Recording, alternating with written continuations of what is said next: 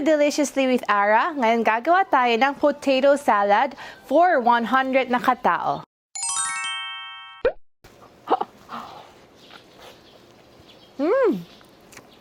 Napakasarap!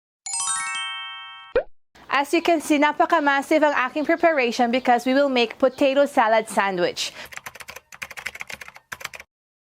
So of course, we need our potatoes. This is around 15 kilograms na peeled na potato at kailangan ko siya ibabad sa water or else mag-reddish or brownish yung kanyang outer core. So after we peel, ibabad natin siya sa water. We need 2 kilograms of carrots, 2 kilograms of our pipino, and also 500 grams or isang malaking stock ng ating celery. It's optional. Kung hindi kayo, wala kayong celery, you can omit. Kung ayaw niya ng scent, you can also remove. And also we have 1 kilogram of ham, 2 kilograms of white onions, our 500 grams of our sugar, salt to taste, and of course for the dressing of our salad, it's gonna be our mayonnaise. This is around 3 kilograms of mayonnaise. So we have a lot to do today, pero we'll start. So first of all, maghihiwa tayo ng ating potato. This is 15 kilograms. Sana kaya ko itong lahat. Ihiwa natin siya ng parang maliliit para when we boil it, madali lang siya maboil.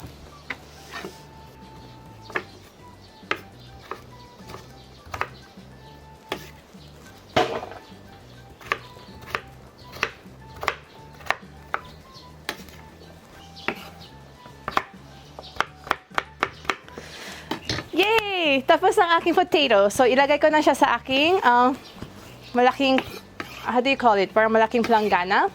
And then, bago tayo maghiwa ng ibang mga ingredients, iboboil na natin ang ating potato para hintayin natin siya mag-cook. So, I have added here parang konting water. Kailangan ito lahat babad. So, meron na akong water there na parang inihit. Mag-a-add tayo ng aking salt. Medyo, nakakapagod lang kanina kasi sa potato. So, now, we'll add siguro mga 2 tablespoon ng salt.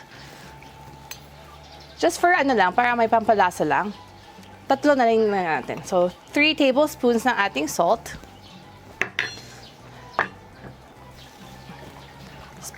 Tunawin ko lang ng konti.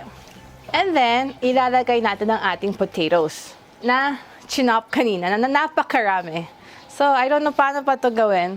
Okay, I'll start from here. Sana kaya ko siyang buhatin.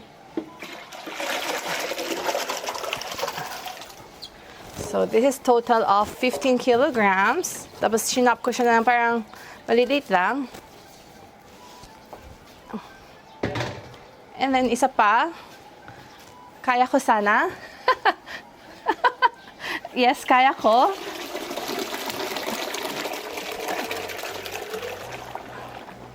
Parang ang liit ng kaldero ko, but siguro bawasan ko na lang yung water niya mamaya. So, yeah. Meron siya mga bubbles dahil sa starch niya. But it's okay. So, there we go. Ang aking potatoes, na napakarami. Kahit nakakapagod, okay lang. And then, we'll just boil it and boil it. And then, bawasan ko lang ng konti yung kanyang parang water. Dahil nasobra yata yung tubig kanina, bawasan ko yung konting water. Kasi baka aapaw siya. Habang kumukulo ang ating potatoes, magka-cut tayo ng ating carrots. Also, we'll make it very small slices lang ang ating 2 kilong carrots.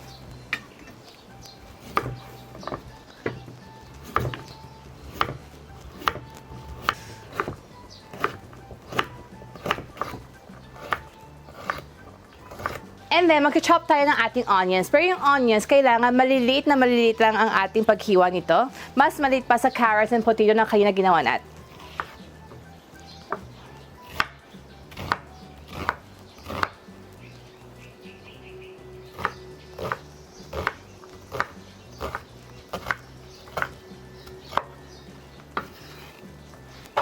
Ngayon naman ang ating cucumber or pipino. This one, kailangan natin siya balatan ng konti kasi medyo makapal ang kanyang balat. Medyo mapait ng konti. So, kuha tayo ng peeler. So, babalatan ko siya ng ang balat niya. Pero hindi lahat. Kailangan ko tanggalin yung magkabing dulo. And then, we'll half it. And then, meron siyang buto. We'll have to scrape it off using our spoon. Kasi, pag ilalagay natin siya mamaya sa ating potato salad, magkakatubig yung ating salad. Ayaw natin na masira yung texture niya. So, tanggalin lang natin with a spoon.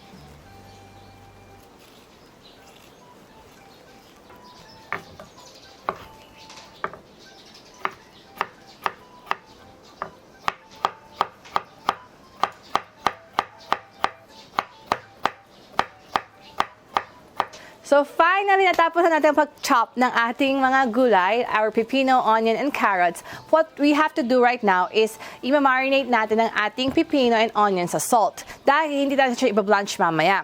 So we'll get around 4 tablespoons ng ating salt and buusan natin here.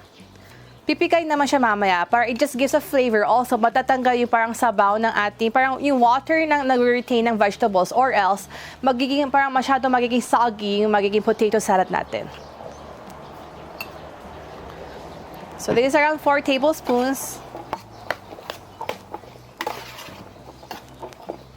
And then, iwan ko lang siya. And also for our onions, this is around 2 kilogram ng onion na chinop. So, I'll just put 4 tablespoons ng ating salt and then haluin lang natin siya.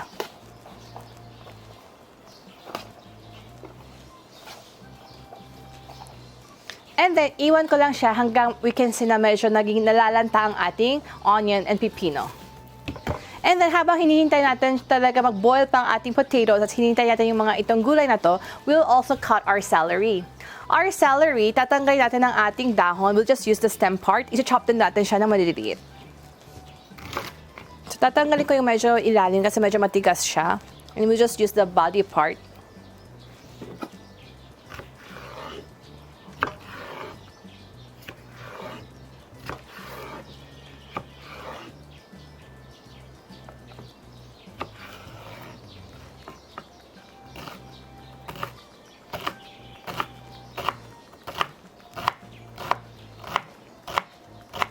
So, tapos na ang ating celery. And we'll check our potato. Tingnan natin kung gaano na siya kaluto. So, we'll just give it a stir para make sure na hindi talaga siya sunog.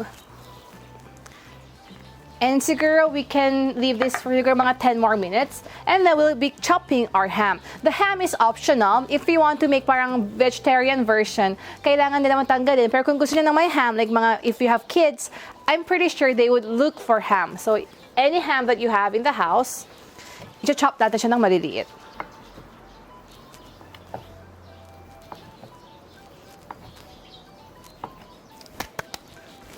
So finally, tapos na ang aking pag-chop ng lahat ng ating ingredients and you don't really need to go to do workout. Kung gusto niyo mag-exercise during this time of our season, magluto na lang tayo ng maramihan because it gives us an automatic workout na.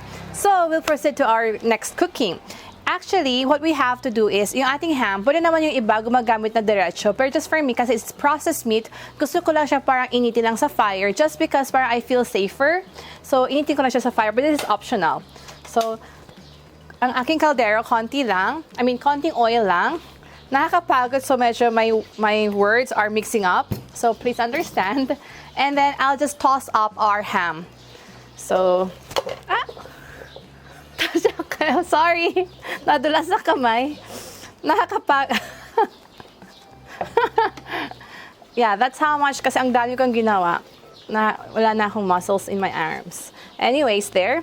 So, ito-toss ko lang ang aking kinat na ham, just like on a, parang mabilis lang.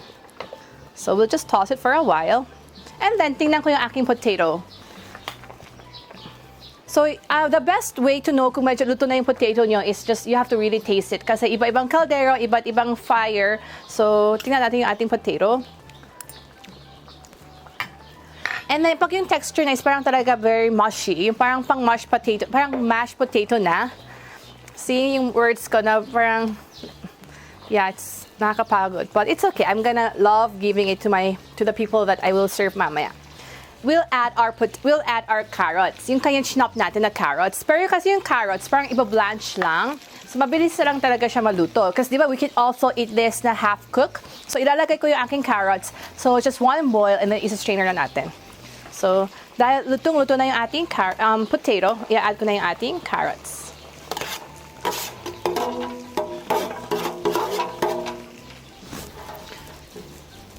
Pwede naman yung iba, gusto nila parang fresh lang yung carrots. Pero kasi ako, gusto ko na medyo ma-blanch because I feel na mas lumalabas yung sweetness or parang may layer ng flavor ng carrots pag iniinit siya sa apoy. And ayoko siya i-drizzle sa oil, so iboboil natin siya ng sabay na mabilis lang. So, haluin na natin. And then after ko hinalo, iwan ko lang siya And then, we'll just stir up yung ham na kanina na nilagay natin. Just very konting oil. Ita-toss up lang natin. So, na-stir fry ka lang siya na para mabilis lang. So, I'll just turn it off. Kasi gusto ko medyo lumamig siya. I mean, kasi di ba maglalagay tayo ng mayonnaise. And if we have something na hot, baka maluto yung mayonnaise, baka mag-melt yung kanyang texture. So, we'll just, after we toss it, parang, pahanginan natin para lumamig ng konti. And then, what we'll do is, yung ating kanina nilagyan ng asin na our cucumber and our onions, pipigayin natin para matanggal yung excess water na re-retain ng ating mga vegetables. So, kuha ko ng strainer. So, sa aking, I have a strainer here. Yung kanina na nilagyan ko ng ating salt na cucumber. As you can see, pag nabebend, if you get a cucumber and try to bend it, hindi siya nagbe-break, it means it's already ready na to go.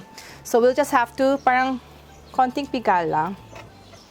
Actually, ilalagay ko na siya here. Oh.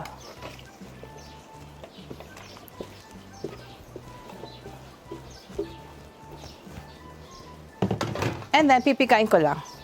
Just to remove the excess water.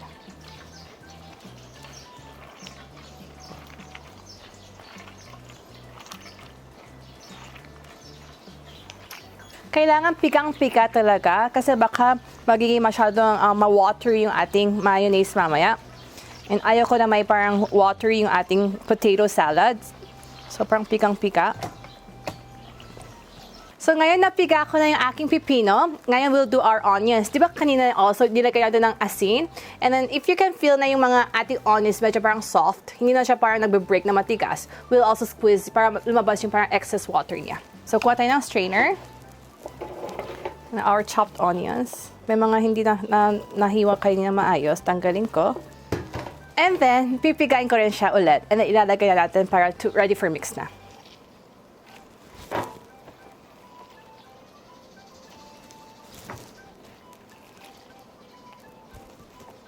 So, kanina nag-boil tayo ng potato and carrots. Isi-strainer ko lang kasi parang maraming masyadong water.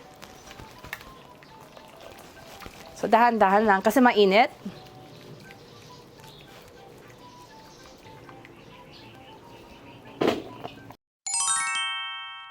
So, finally, na-strainer ko yung ating potato and carrots. Hinati ko siya sa dalawang malaking planggana kasi gusto ko siya mahanginan para medyo lumamig ng konti. Kasi pag ilalagay natin agad yung ating dressing na mayonnaise, mag-melt ng ating mayo and magiging parang oily na siya. So, palamigin lang natin ng konti. So, we just flip it ng konting beses, dahan-dahan lang. Pero, okay na naman kung mag-mush konti yung ating potato. So, it's just okay. So, just palamigin natin ng konti.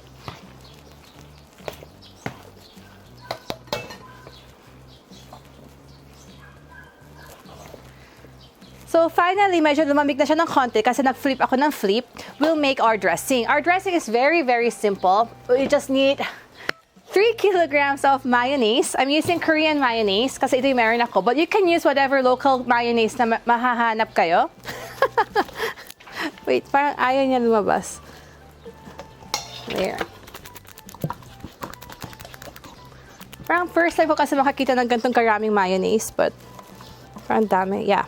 So, I'm gonna finish up full. So, we have our mayonnaise.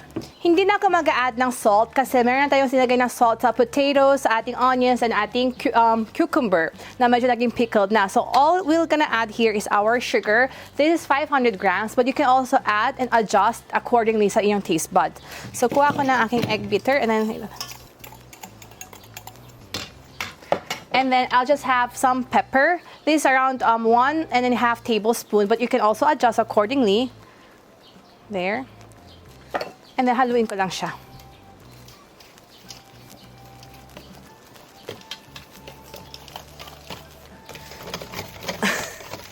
So ngayon, mag-a-add tayo ng ating vinegar. Mga half a cup. Inuna ko yung sugar kasi baka hindi siya mag-melt totally sa ating mayonnaise.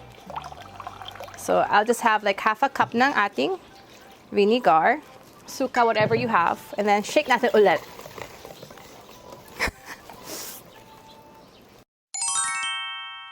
So, ngayon, finally, ito-toss ko na yung mga ating kanina hinanda ng mga vegetables and mixtures to our potato. Dahil masyado marami, so hinati ko siya. So we'll just ratio it accordingly.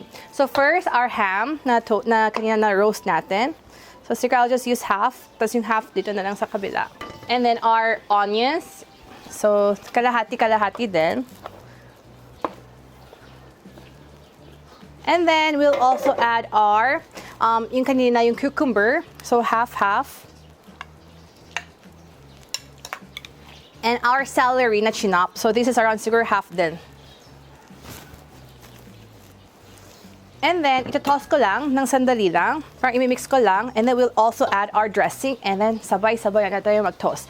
It's actually hard ngayon kasi maramihan to use our spatula. So siguro kailangan ko ng dalawa. Para parehas lang siya maluto. And then we'll put our dressing. So it's around kalahati una. So mamaya pag medyo nakulang, dagdag na lang tayo. Parang extreme cooking out today. Ang dami, ang bigat, but masaya. And then haluin lang natin siya na haluin.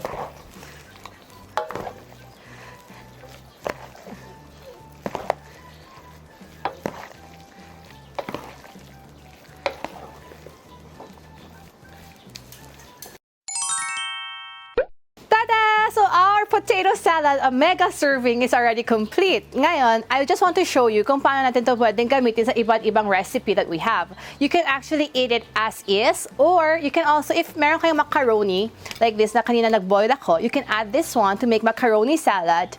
And also, we'll make another version as a spread sa sandwich natin. So I'll show you another ways to apply our potato salad.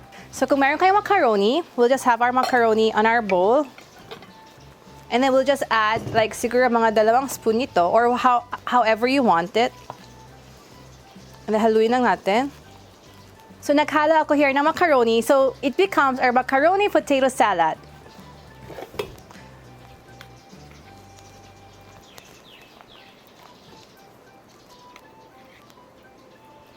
So this is one way of serving our potato salad. Next is using it as a palaman sa our sandwich. So we get 2 loaves of bread.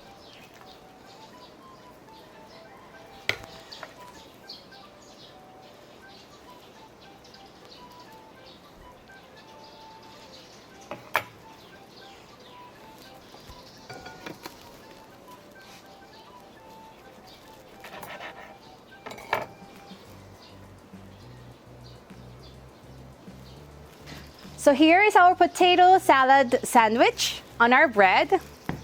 And lastly, if you can just eat it as is, it's also masarap. So we'll just put it on our plate. Generous amount. And there we go, in 3 different ways in our sandwich with macaroni and as is. But just parang pagdagdag lang ng kagandahan sa ating food, I'll just put something, konting topping lang. I'll just put a small parsley sa ating macaroni. And also maybe I'll just put a drizzle of a ketchup dun to sa ating plain na potato salad.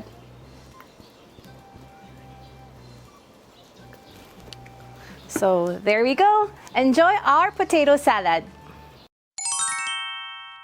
This macaroni with potato salad.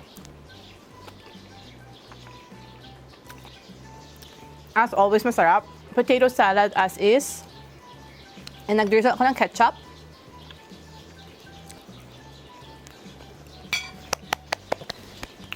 Napakasarap!